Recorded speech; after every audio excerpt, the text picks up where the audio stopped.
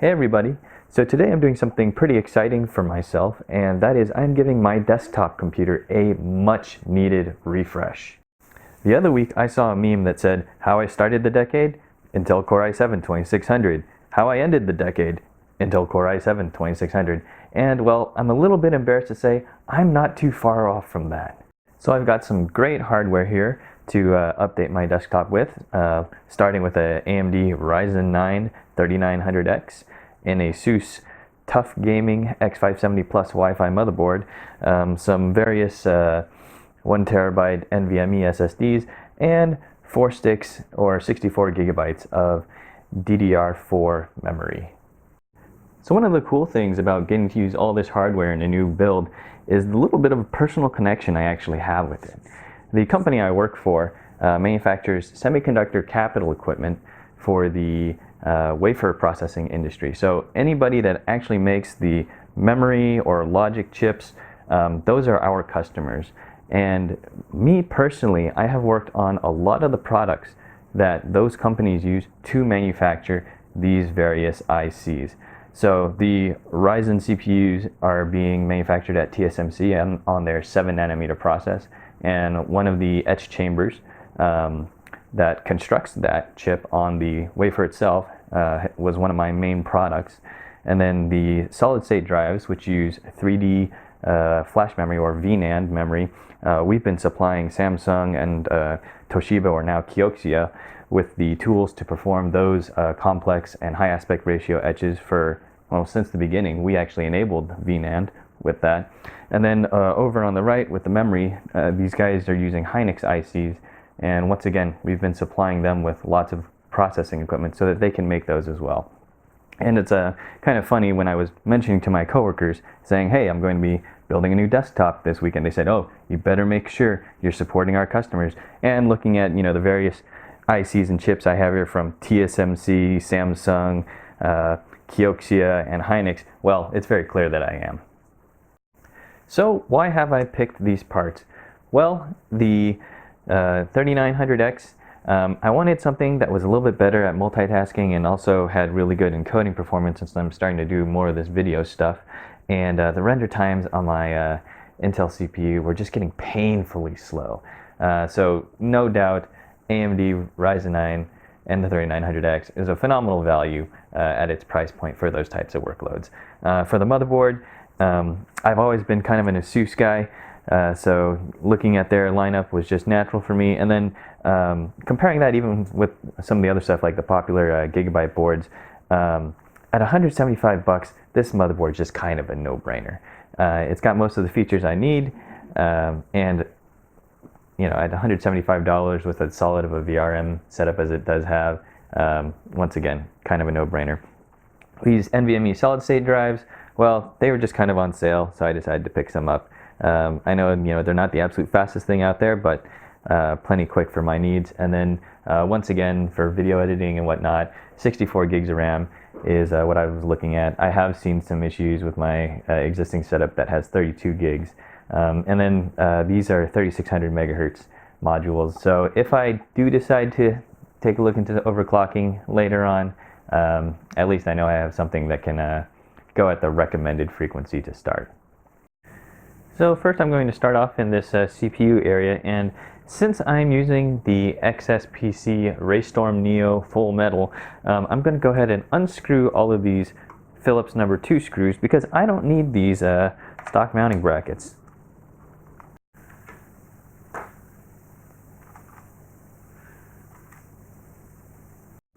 Now you can see how this waterblock mount is going to fit right over the holes like that. So I am going to be keeping the back plate on the other side. But before I can put the waterblock on, I have to put the CPU in. So I'll need to open this up, push out this little lever to open up the socket, and then I will take my CPU and orient it so that that little tiny gold mark in the corner aligns with this triangle up here at the top right of the socket. And then I can go ahead and drop my CPU into place. Once I see that it's flush, then I can go ahead and close the lever locking the socket.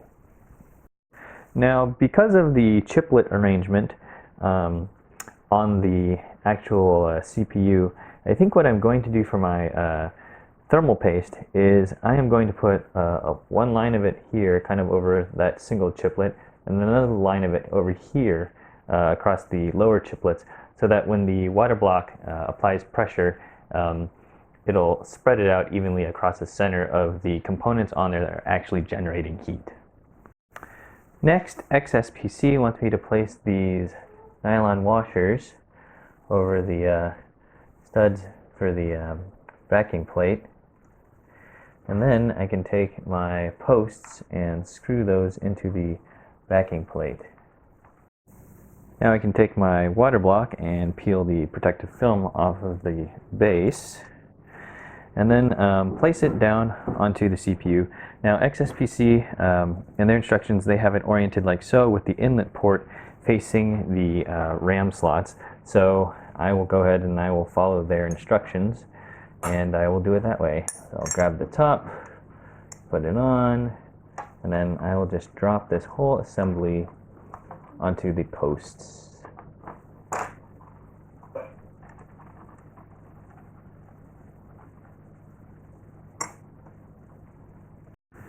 Next, because this is an AM4 socket, XSPC says to take these little nylon washers and place 2 of them onto every post. And then after our nylon washers are placed, we'll place 1 metal washer over each post. Next, we can place the springs over each post. Lastly, we have the top caps, and XSPC wants you to tighten them in a cross pattern. So 1, 2, 3, 4, and then repeat.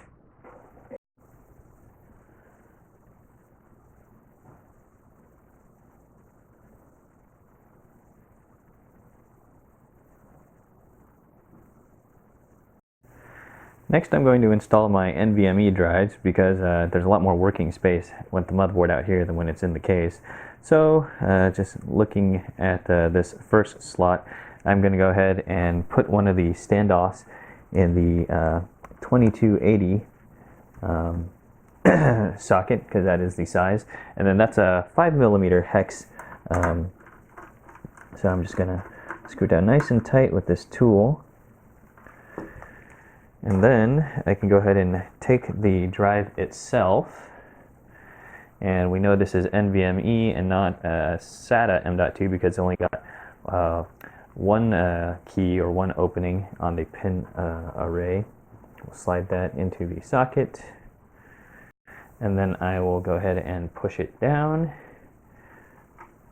and use the screw from the motherboard box along with a Phillips #1 bit to secure it. Next, I'll move on down to the second NVMe slot and use my Phillips #1 to undo the 2 screws holding the heatsink.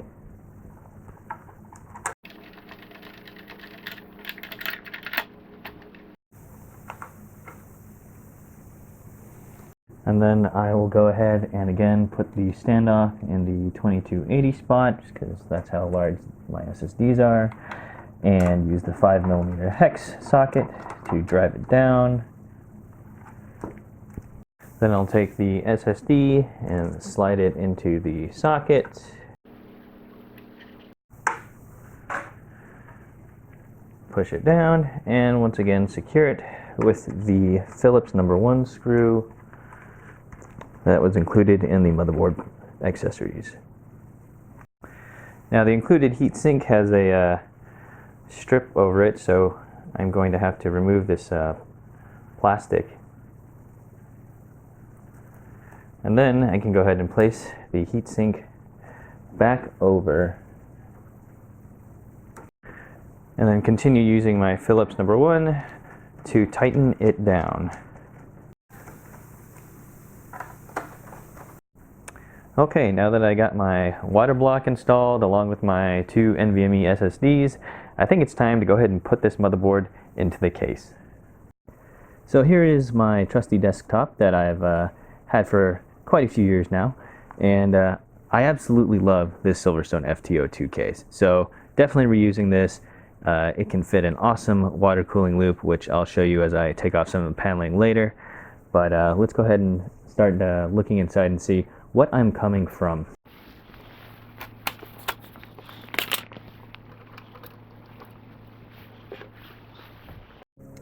So taking a look inside, you can see I had another ASUS motherboard. This one was a Z77 chipset, so Intel, and the CPU underneath the waterblock was a i7 3700K.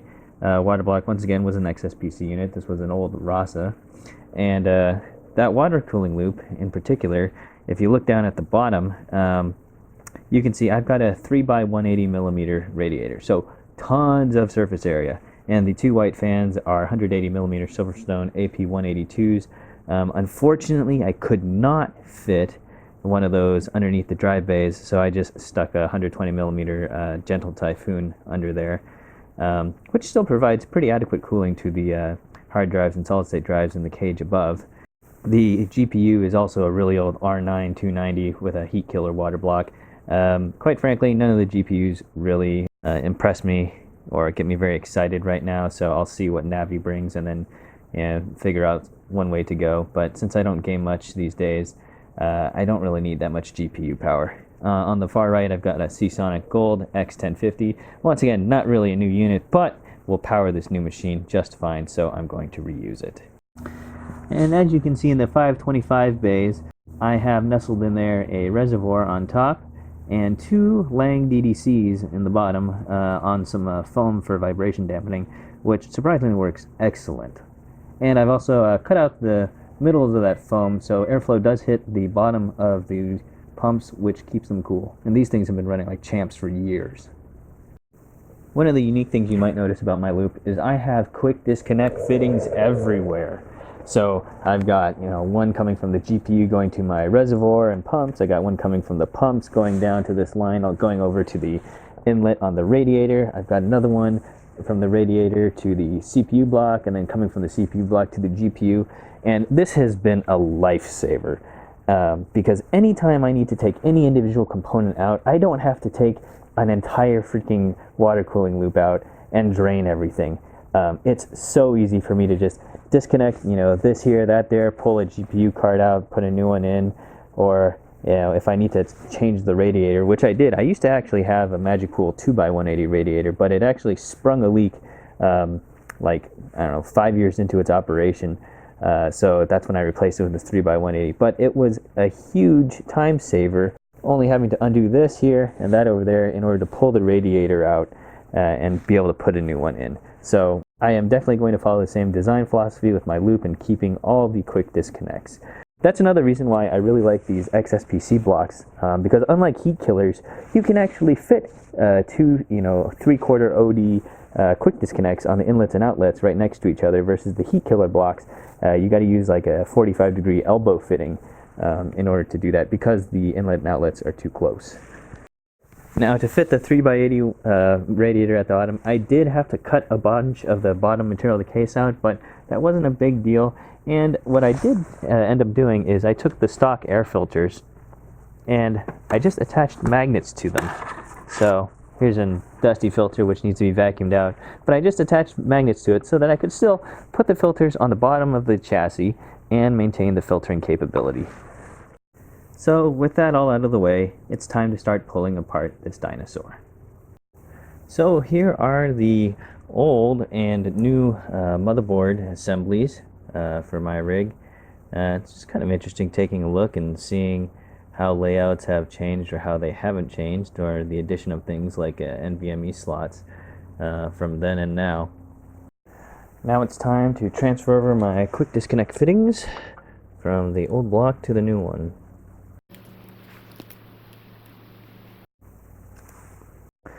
Okay, now it's time for the new I/O shield and motherboard to go in.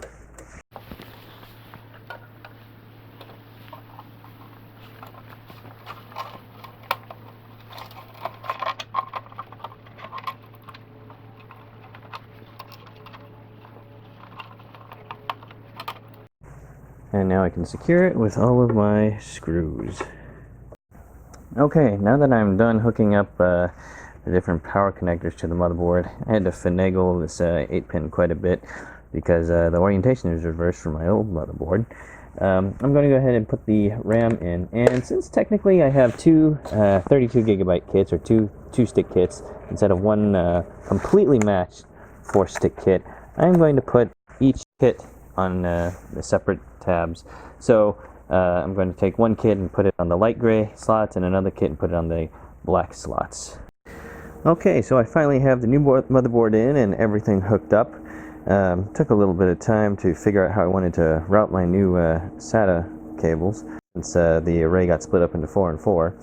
But one of the things I am kind of surprised about is my water cooling lines from the GPU to the reservoir and water block, and also to the radiator. All those lines, I didn't have to change anything, so that was really easy, just dropping the motherboard in and just putting everything back into its place. One thing I do miss I had on the other motherboard that I don't on this one is having this little piece right here, which allows you to hook up all your front panel headers for like power switch and speaker and whatnot to it before you plug it into the motherboard. This is just so handy, but I guess at $175 this is a bit more of a budget board, so that's one of the things omitted. So now I'll put on the side panel and close this thing up and take it upstairs for the initial OS install. So here's the computer all together. Let's go ahead and fire it up. So here is the new rig, fully operational, and I have to say I have been delighted by the performance of this 3900X.